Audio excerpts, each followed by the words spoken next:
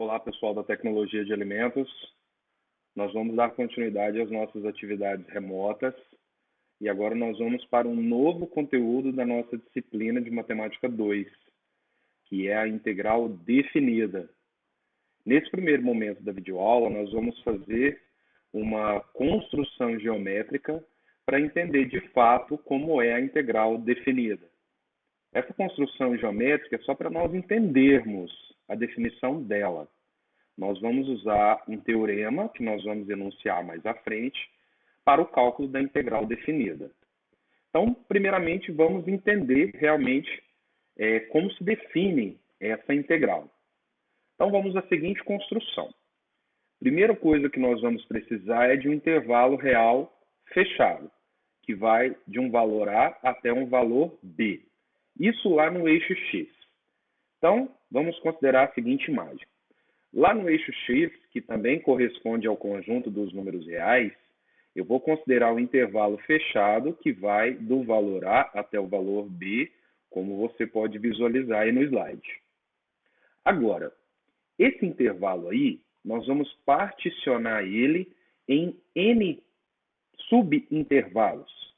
Essa partição nós vamos dar o nome de partição P, só para a gente referenciar ela, certo? Com a seguinte condição: o valor A, que é o início do meu intervalo fechado, eu vou considerar como sendo x0. E o último valor do intervalo, que é o B, eu vou considerar como xn. A partição vai ser da seguinte forma: lá no intervalo que vai de A até B, considerando o A como sendo x0 e o B como sendo xn, eu vou cortar esse intervalo em vários subintervalinhos. Vai dar um total de N subintervalos. Subintervalo 1, que vai de A até x1. Subintervalo 2, que vai de x1 até x2. Subintervalo 3, que vai de x2 até x3.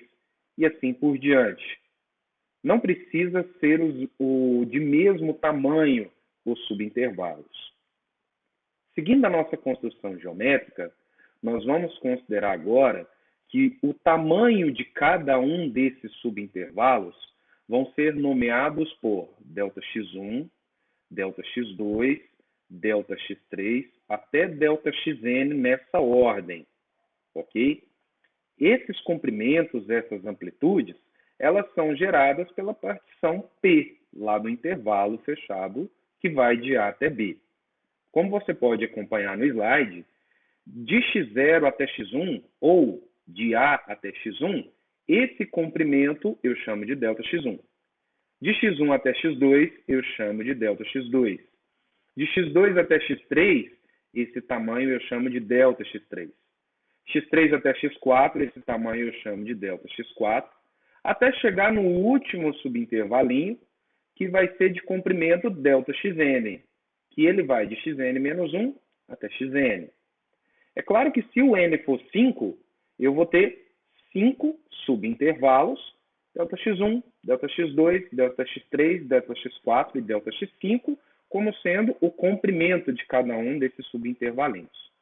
Se eu tenho n igual a 10, eu tenho 10 subintervalinhos de comprimento ΔX1, ΔX2 até ΔXn. Ok?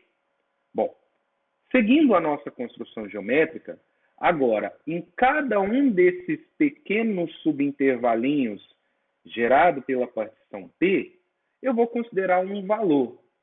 E esse valor eu vou chamar de C1 no primeiro subintervalinho, de C2 no segundo subintervalinho, de C3 no terceiro subintervalinho, até Cn no nésimo subintervalinho, no último subintervalinho.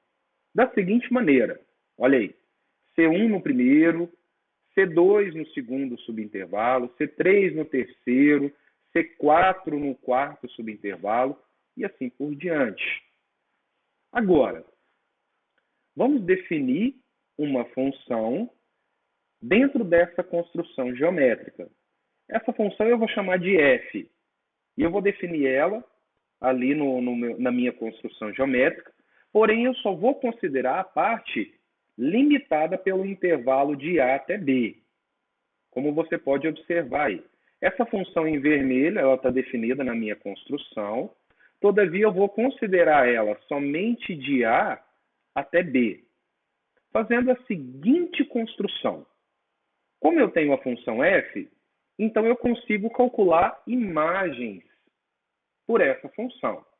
As imagens que eu irei calcular serão dos valores que eu defini no slide anterior, os valores em azul, C1, C2, C3, C4 e assim por diante. Olha como eu vou definir as imagens. Bom, as imagens elas vão ser nomeadas por f de C1, f de C2, f de C3 até f de Cn. Geometricamente, essas imagens vão ficar assim. O C1, que estava dentro do primeiro intervalinho, para calcular a imagem dele, eu tenho que subir ele até o gráfico da função f em vermelho e projetar ele no eixo y. E aonde ele foi projetado no eixo y é o f de C1. O C2 eu faço a mesma coisa. Subo ele até o gráfico da f em vermelho, projeto ele no eixo y e lá está o f de C2. Do C3 da mesma forma. Subo até o gráfico da f em vermelho, projeto ele no eixo y e ali está o f de C3. E eu faço isso para todos os outros valores C. Ok? Isso vai ser importante para a construção geométrica que eu estou fazendo para definir a integral definida. Agora, olha que importância toda essa construção geométrica terá. Se você observar, eu vou poder formar vários retângulos dentro dessa construção geométrica anterior. Da seguinte maneira, olha, o primeiro retângulo que eu vou construir, ele vai estar dentro do subintervalinho que vai do x0 até o x1. De x0 até o x1, eu vou considerar como sendo a base do retângulo. E a altura do retângulo vai ser do comprimento f de C1, que vai desde o C1 lá no eixo x até a projeção dele lá no gráfico da função f em vermelho. Olha como vai ficar esse retângulo. Olha, primeiro retângulo, a base dele de x0 até x1 e a altura dele até de C1 lá no eixo x até o gráfico da função em vermelho. Se você perceber, a altura desse retângulo coincide com f de C1. Então, esse retângulo tem base que vai de x0 até x1, ou seja, o comprimento dessa base é ΔX1, e a altura dele é f de C1. Eu vou fazer esse mesmo raciocínio para todos os outros subintervalos. O segundo subintervalo ele vai de x1 até x2. A base dele vai de x1 até x2. Perceba que o ΔX2 é o comprimento do segundo subintervalo, o comprimento da base do segundo subintervalo. Enquanto a altura desse segundo retângulo coincide com f de C2, é esse tracejado em verde, o segundo tracejado em verde. No terceiro subintervalinho, que vai de x2 até x3, o ΔX3 é a base e o f de C3 é a altura. No quarto subintervalinho, ΔX4 é a base e o f de C4 é a altura. E eu faço esse raciocínio para todos os outros retângulos que irão aparecer. É claro que a quantidade de retângulos que aparece nessa construção depende do valor n que eu atribuo lá na minha partição. Por exemplo, se o n for 5, eu terei 5 subintervalos, consequentemente eu terei 5 retângulos.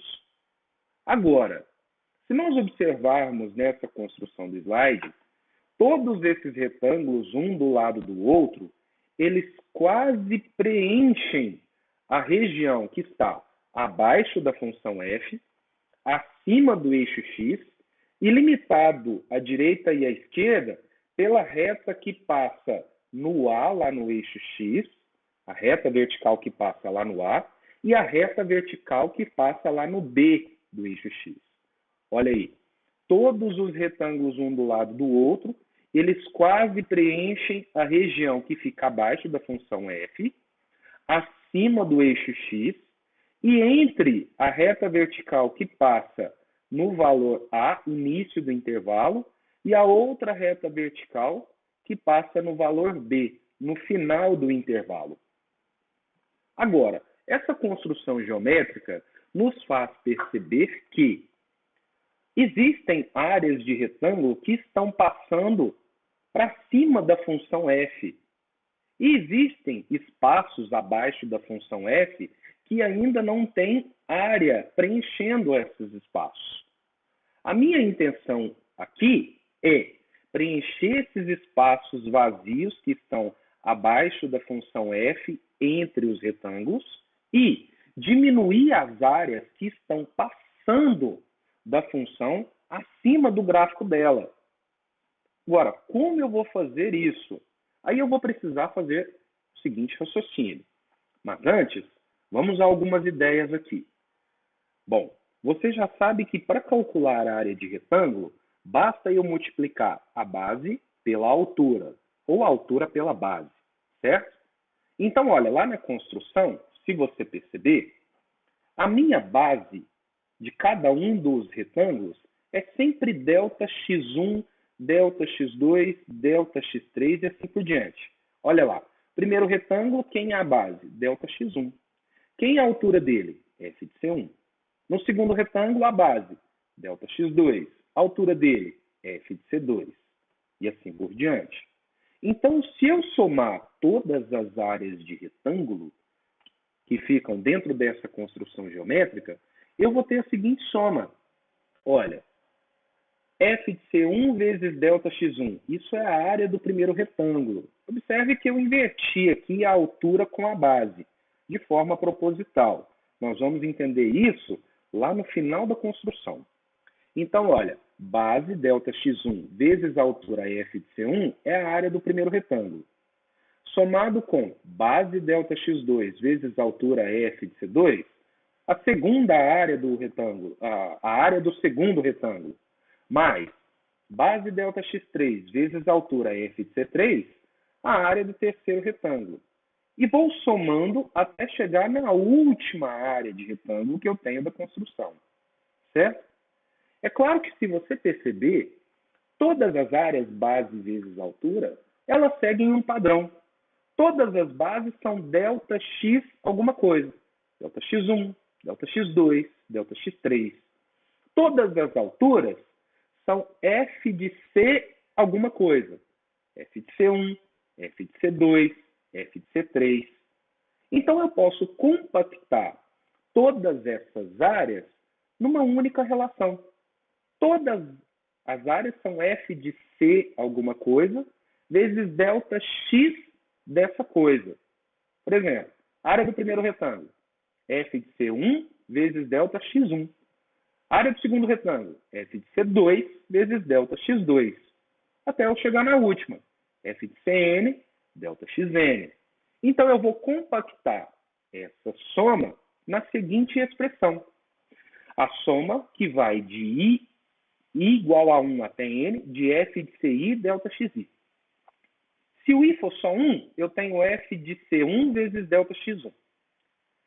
Se o I for 1 e 2, eu tenho F de C1 ΔX1 mais F de C2 ΔX2. Se o I for 1, 2 e 3, eu tenho F de C1 ΔX1 mais F de C2 ΔX2 mais F de C3 ΔX3. Então, você percebeu mais uma vez que, dependendo do valor do N, eu tenho a quantidade de parcelas na soma. Se o N for 3, eu tenho 3 áreas de retângulo. Se o N for 5, eu tenho 5 áreas de retângulo. E assim sucessivamente. Agora, essa soma, nós vamos batizar ela, é claro, com um nome em homenagem a quem a definiu, que foi o matemático Riemann. E essa soma nós vamos chamar de soma de Riemann da função f, só por questão de definição. Agora, vamos à nossa ideia. Como eu disse para vocês lá na construção geométrica, a ideia era preencher os espaços que estavam abaixo da função que ainda não tinham área e sumir com as áreas que estavam acima da função que estavam sobrando. Ou seja, eu quero limitar a área da região abaixo da função, acima do eixo x, e que está entre a reta vertical, que passa no x igual a A, e a reta vertical que passa no x igual a B. Eu quero a área dessa região. Mas você viu que tem a área passando, tem a área faltando. Como eu minimizo esse problema? Vamos acompanhar no slide que ele vai dar as sugestões.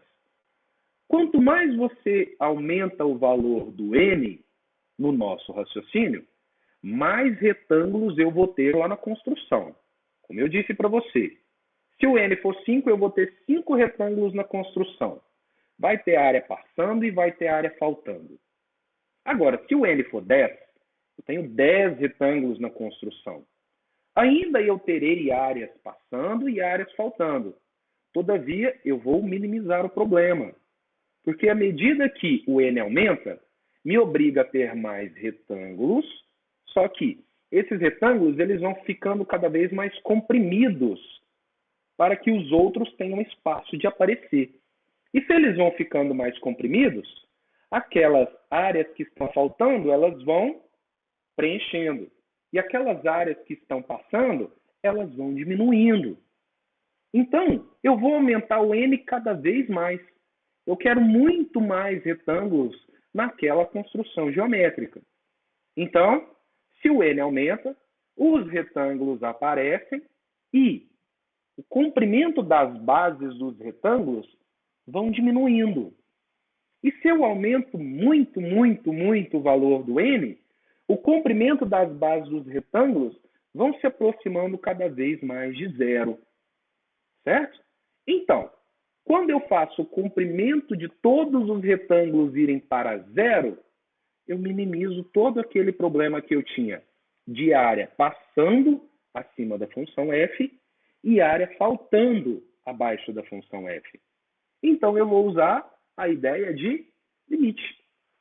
Quando eu faço o limite dos comprimentos das bases daqueles retângulos indo para zero, eu tenho uma infinidade de retângulos ali naquela construção e aquelas áreas que estão passando vão diminuir cada vez mais e aquelas áreas que estão faltando vão ser preenchidas cada vez mais. Aí me dando a área da região que eu gostaria, certo? Então, o limite de quando todos os comprimentos de retângulo ΔXi irem para zero, daquela soma de áreas de retângulos, que eu faço base vezes altura, que eu representei por f de ci ΔXi, eu tenho a área da região, abaixo da função f, acima do eixo x, e entre as retas verticais, que passa no x igual a A e no x igual a B. Ok? Essa soma agora, com o limite, ela não vai ter o nome de soma de rima mais. Ela vai ter o nome de integral de rima, ou integral definida. Porque agora nós estamos definindo de onde até onde no eixo x eu quero calcular a integral, que no caso é de A até B. Quero calcular a região ali que está limitada entre o gráfico da função e o eixo x de A até B. Então, agora, o limite daquela soma, nós denotamos pela integral de A até B de f de x dx. Aquele f de ci agora virou o f de x, e aquele ΔXi, como ele ficou cada vez menor, nós vamos chamar ele de ΔXi. E como eu estou limitando de A até B, eu coloco esses limitantes nos extremos do símbolo da integral. Agora, aqui para nós, na integral definida, temos algo muito importante. Aquela constante da integral definida sumiu, porque agora eu não estou indefinindo o meu resultado, e sim eu estou definindo ele, certo? Bom, então essa para nós vai ser a integral definida, a integral de rima.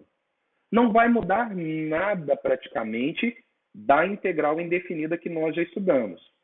Integrar funções vão continuar da mesma forma. Nós só teremos que fazer agora um cálculo numérico.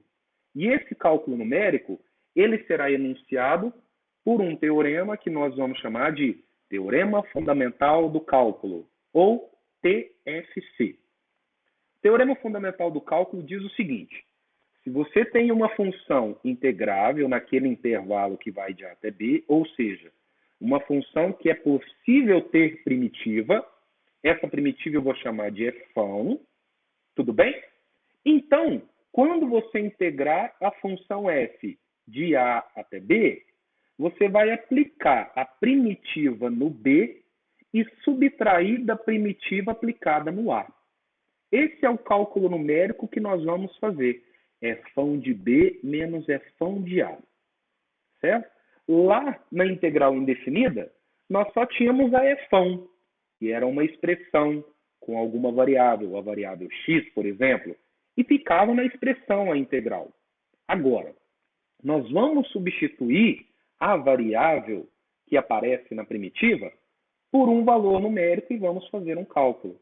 E nós vamos chegar num valor real, que será o resultado da integral definida a qual nós queremos. Vamos agora aos exemplos para a gente ilustrar a integral definida. Primeiro exemplo, vamos calcular a integral de 2 até 7 da função constante 2. Primeiro passo, nós vamos integrar como nós já estamos acostumados a integrar. Como? Bom, qual é a integral do 2? É 2x. Essa é a primitiva, o 2x é a primitiva da função 2. Que nós já sabemos, se eu derivar o 2x, eu chego em 2. Que a derivação é a inversa da integral. E vice-versa. Só que agora, essa primitiva, eu vou avaliar de 2 até 7. Pelo teorema fundamental do cálculo. Tudo bem? Mas antes, para facilitar as contas, e que não vai alterar o resultado, eu vou tirar essa constante que está dentro do colchete para fora, desse jeito. E eu vou avaliar apenas o que está dentro do colchete de 2 até 7, pelo teorema fundamental do cálculo. O que eu tenho que fazer?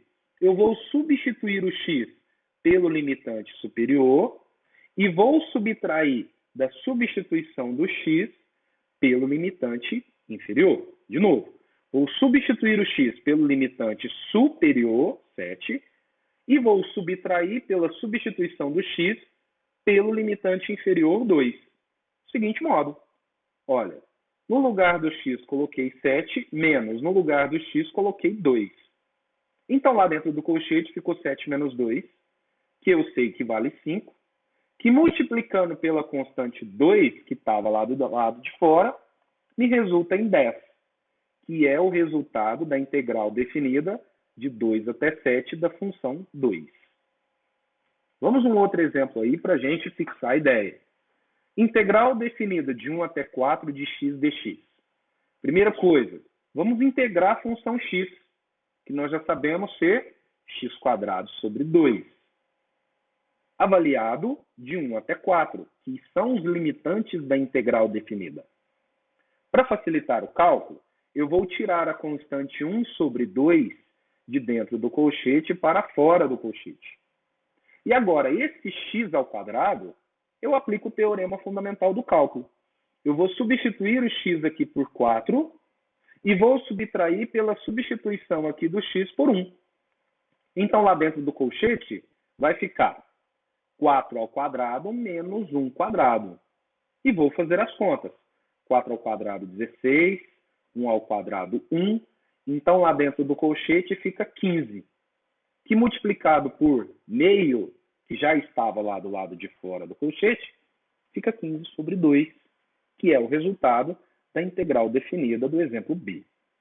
Ok? Então, você viu que o processo de integração continua. Porém, agora, eu uso o teorema fundamental do cálculo para calcular o resultado numérico da integral, que é a integral definida. Agora, antes de passarmos para outros exemplos, eu vou definir aqui 3 propriedades da integral definida.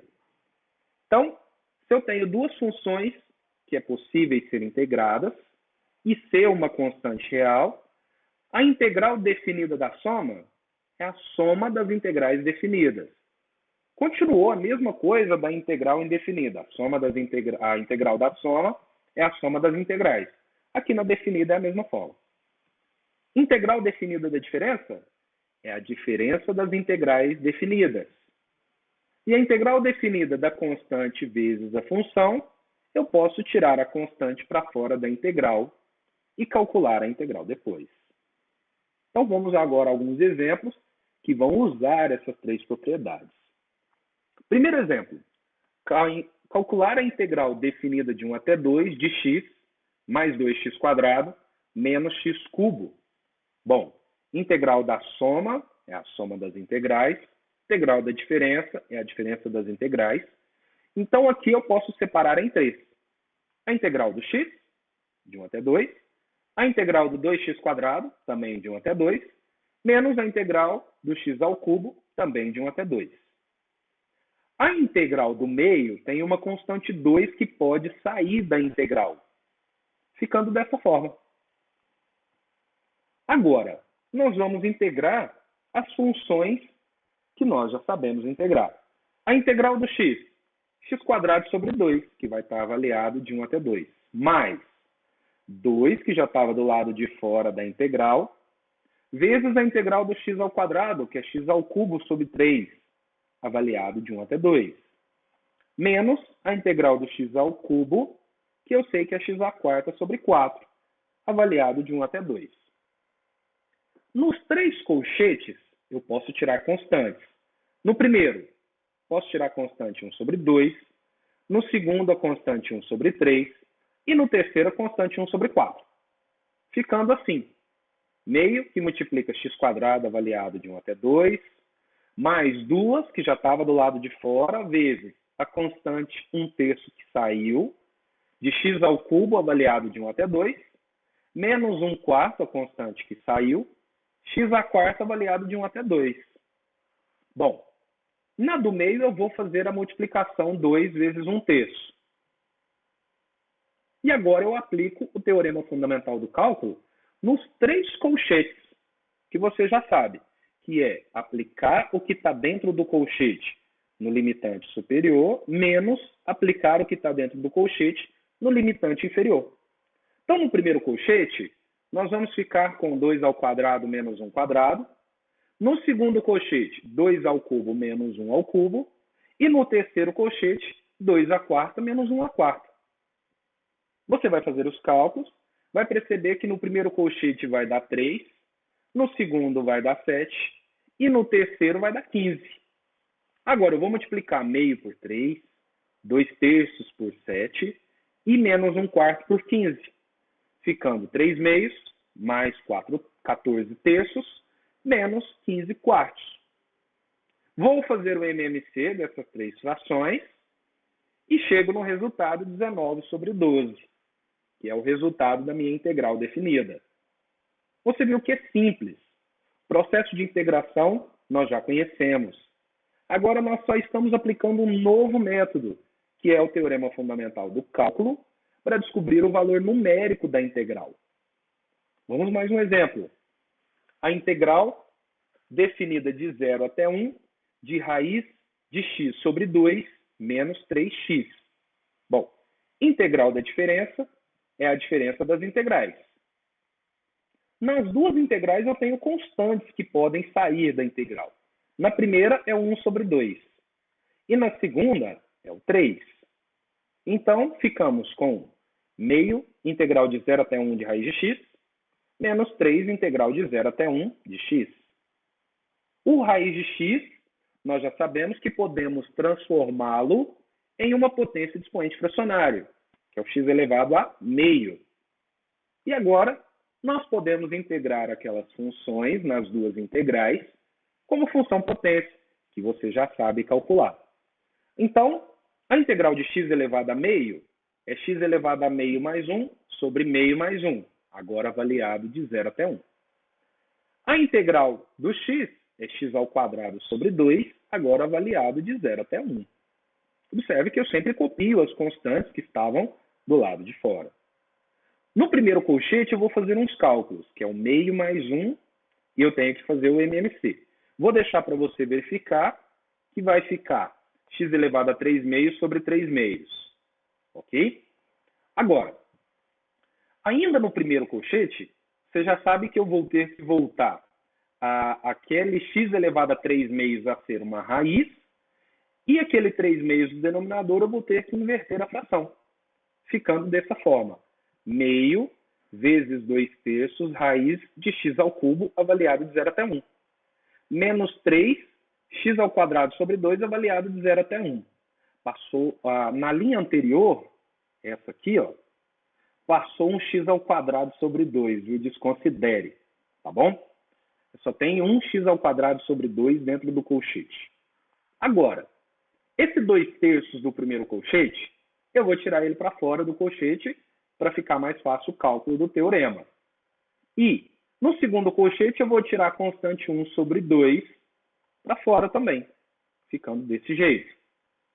Fazendo a multiplicação desses números do lado de fora dos dois colchetes, eu chego em 1 terço, raiz de x ao cubo avaliado de 0 até 1, menos 3 meios, x quadrado avaliado de 0 até 1. Agora sim eu vou aplicar o teorema fundamental do cálculo nos dois colchetes.